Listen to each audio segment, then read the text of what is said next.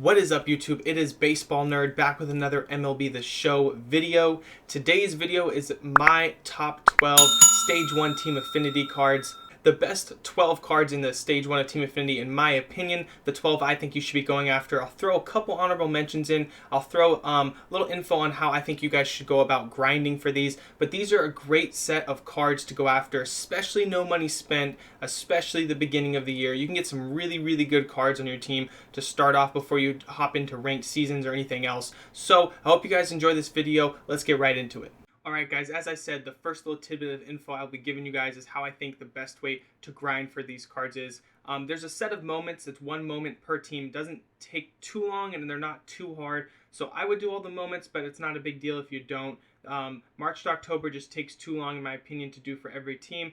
Collections and exchanges could cost you stubs or money. So I think the best way about going after these is honestly in exchanges, but it's not exchanging players, it's the showdown voucher. Grinding out showdown, I think, is the best way to really work towards these team affinities, in my opinion. I think it's the quickest way, the best way. I think that's what you should do. If you need help on showdowns, go watch my intro to showdowns. It's the Showdowns 101 video. Help give you guys a little idea of how to go about beating showdowns. They're all similar. Some are harder than others. These ones shouldn't be too bad. It should be easy for you. Once you get used to the players you're using for each division, you should be good to go. Starting off my honorable mentions, I have 2 bats that are more bench bats to me. Their defense is just too low in my opinion to have them as a starter, but I think their bats are big enough that you got to have them up there in your top 15 at least. So that's why they're in my honorable mentions. And the first one is Yordan Alvarez. His hitting stats, 96, 89 contact, 103, 95 power. He could be in your top 12. You could definitely get him and play him or left or right,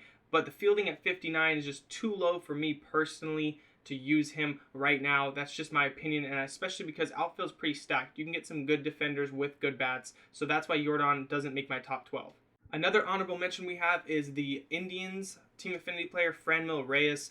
He also has 75, 99 contact, 106, 89 power, just insane pop. His defense, though, slightly better. It's close, but 70 fielding is just too low for me to put him in left or right. The bench bat would be perfect for him. He could definitely, get you some clutch home runs in there, but just not top 12 for me as well. This next guy narrowly missed my 12 spot, and that's Anthony Santander. He's a right fielder. He could play center, though, which is kind of a weird secondary. He's got 88 fielding. He's got the defense. He doesn't have a good arm, and he's got, pretty decent hitting stats. I think he's a switch hitter, which I like, and his swing is a little glitchy for me. I don't know if it is for everybody. I know some people really liked his card last year at the end of the year. The stats are just a little too low compared to some of these other hitters I have on the list, but he could definitely be in the top 12 for most lists. So don't sleep on Santander. He just narrowly missed my top 12. Starting off the top 12, at 12, I have JackFlaherty, starting pitcher for the Cardinals. And look at his per nines. I mean, 96, 81 HEK per nines. His BB9 is a little low, but whatever. 72 control, 80 velo, 89 break. Looking at his pitch repertoire, though, that's the big thing for me. He's got a 4-seam, slider, knuckle curve, sinker, and changeup. I really like that he has the sinker. I actually like the knuckle curve, and slider being his second pitch, I like that a lot. His control is pretty good on everything except for the changeup, but it is his 5th pitch, and it is a changeup, so, I mean, you're probably not going to throw it too often if you're smart about it. And then his pitch break is just insane. Looking at the knuckle curve and the sinker and the slider, all have above average break on them. So I really like this card. I don't necessarily pitch great with Flaherty cards in general, but I do think the stats and everything, the repertoire, everything on this card looks like it should be great. Next up, we have a guy for the Yankees. We got Stanton here. You see his power, 95, 106. Contact's a little low, but not that bad at all. Especially playing on lower levels. He's got gold defense, 76 fielding, 86 arm, 74 reaction. He's got, decent speed. Overall, we know he's there for the pop, but he doesn't have bad contact, bad fielding, or bad speed. In my opinion, it's more than viable, and I like his swing. A little closed off for some people. They don't like that. I like his swing a lot. I think he's, borderline bench bat, but he's not, because he can play defense. 76 fielding, 86 arm, 74 reactions. Definitely good enough to be in the outfield and left or right. And so I think, Stanton's got to be up there. He almost cracked top 10 for me, not completely, just because I think there's a lot of good outfielders, but this is a really good card you should go after. We have Max Muncy of the Dodgers. The great thing about him is he has secondary positions at second base, which I love, because look at the power, 197, Contacts, average, a little below average, no big deal there. PCI will be a little smaller, but he's got so much pop. He's a lefty that can play second. Finding that much power at second is really nice, and he's got gold defense. I really just like his swing. I like that he's a lefty at second with a lot of pop. Not much more to it than that. I just like this Max Muncy card. Next up, we got Luis Castillo, starting pitcher for the Reds. His repertoire is pretty decent. I like that he throws a four-seam and a sinker. The circle change being his first overall pitch, I like that a lot. 88, 81 per nines, 99 velo, 86 break.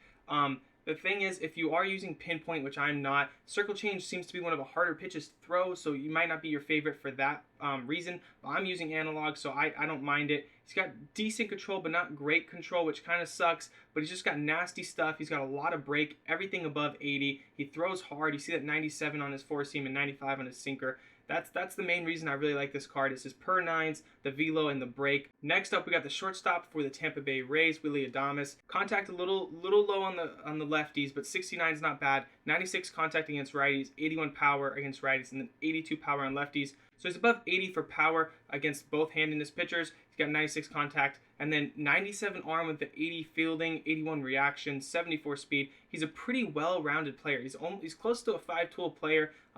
Hitting and defense is both diamond. He could play second or third if needed, but I'm going to play him at shortstop. I think this is one of my favorite cards. I have him a little lower because I don't necessarily remember if I love his swing, but I've heard good things about his swing, so I really like this card here. Next up, we got outfielder for the San Diego Padres, Trent Grisham. Kind of a glitchy swing here, 84-71 power, decent contact, 96 fielding is a big plus for me here to have him in center field. 74 arms, a little low, but not bad. 98 reaction as well to go with 92 speed. He's going to be a lockdown center fielder. He gives you a lefty bat. He has pretty good pop and pretty good contact. The hitting stats could be a little better, but they're not that bad, and especially with his swing, I just think this is a really, really good card, especially beginning of the game. Marte, center fielder for the Diamondbacks. I'm not going to be using him at center. He could play short, second, left, right, or center. I'm going to have him at second. He's a switch hitter. I think he plays well above his stats. Doesn't have great power against righties, but super good contact against both, and really good power against lefties for a second baseman switch hitter. I think he's got a really glitchy swing. You see the fielding stats, 82 fielding, 80 arm, 85 reaction. He's going to be insane no matter where you put him fielding-wise. Not insane, but he'll be definitely really good, and he has got 67 speed, so the switch hitting and his glitchy swing, in my opinion, really high hitting stats against lefties. I really like this card. Coming in at number 5, we have Sixto Sanchez, which I believe is the best pitcher of this bunch. He's only got 79 and 79 per nines, 69 control, but the 99 velo, 98 break. His repertoire as well being a changeup, sinker, four-seam, slider, curveball. I love that. Looking at the control here, the control's a little low. It's crazy that his best control is on his fifth pitch to the curveball, but the velo and the break is just insane. Looking at that break, 98, 97, 90 on his top 3 pitches, and then 80 break on his slider. He's just, the repertoire and the break and the velo is the biggest thing for Sixto for me. Not the best control. Luis Castillo is probably, around as good as Sixto in my opinion, but I got to take Sixto over him just for the break and the velo. Coming up in the 4 spot, we got Keston Hira, second baseman for the Brewers. Sucks no secondary position. He does play first now, but using him at second is what the best option is for me, in my opinion. 91-77 contact. The 114 power against righties is just insane. You face righties more than you face lefties in this game, and he is almost maxed out power for them. At second base, the beginning of the year, that's the main reason I love this card. He has bronze defense. It's not the best, but at second base, I don't think it'll kill you too much. 55 speed, not here or there. But the main thing about this card is the hitting. The hitting is insane, especially to have him at second base. That's the main reason I love this Keston card. Coming in at number 3, we have Nico Goodrum, shortstop for the Tigers. The Detroit Tigers in the top 3 here. He can play every position on the field besides pitcher and catcher. He's got 115 contact against lefties. Yes, 63 against righties, not the best, but not too bad, especially having 82 and 70 pop as a switch hitter who can play every position with diamond defense and 80 speed. This might be the best well-rounded card in my opinion, and I think he has a decent swing. Switch hitter, it's just, I don't know how you don't see it here. So much to give with this 115 contact, 82, 70 power. Little slight, on the contact against righties. 63 is not the best, but can move around the whole field. 92 fielding. 95 reaction, 83 arm, 80 speed. He's just overall seems to be as close to a 5-tool player as we can have, and I love this Nico Goodrum card. This will be the second card I'm going after, even though he's listed third on my list. Sticking in the AL Central, we have the Kansas City Royals catcher, Salvador Perez. We got Salvi up.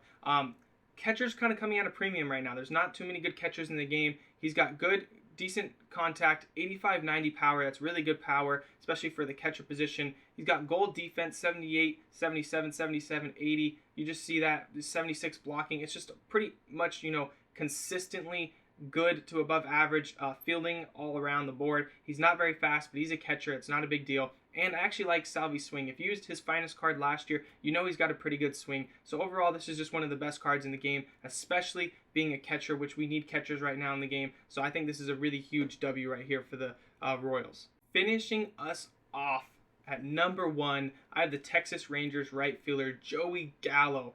Great thing about Joey Gallo is he can play any position in the outfield, and he has 95 fielding, 99 arm and arm accuracy, 99 reaction. He's the best fielder out of all of these cards by far, and he's also got the most pop for both sides, 108, 110, just insane power, insane fielding, average speed. He's got lower contact. It's not the best contact, 42 and 50. He's going to have a smaller PCI, but if you can make contact with the ball, he's going to launch the ball anywhere. I think with his fielding, you have to play him, in my opinion, at center or third. That's where I'm going to play him. You can even play him in left or right, to be honest. Maybe right field would be a great spot for him with that cannon of an arm. But either way, he can play so many different positions, 5 different spots with that insane fielding and that insane power. This has to be the number 1 card in the game, in my opinion, for Team Affinities. That's my top 12 Stage 1 Team Affinity cards. I hope you guys enjoyed it. I hope you liked the little honorable mentions at the beginning as well. Like I said, I think Showdown's the quickest, best way to get these cards, and I'm going to start grinding them right away, start stacking them up for my team. My whole team might be looking like a Stage 1 Team Affinity team here pretty soon, but I hope you guys enjoyed the video. If you did, please leave a like, subscribe, and come back for more MLB The Show content. I will see you guys on the next one. Peace.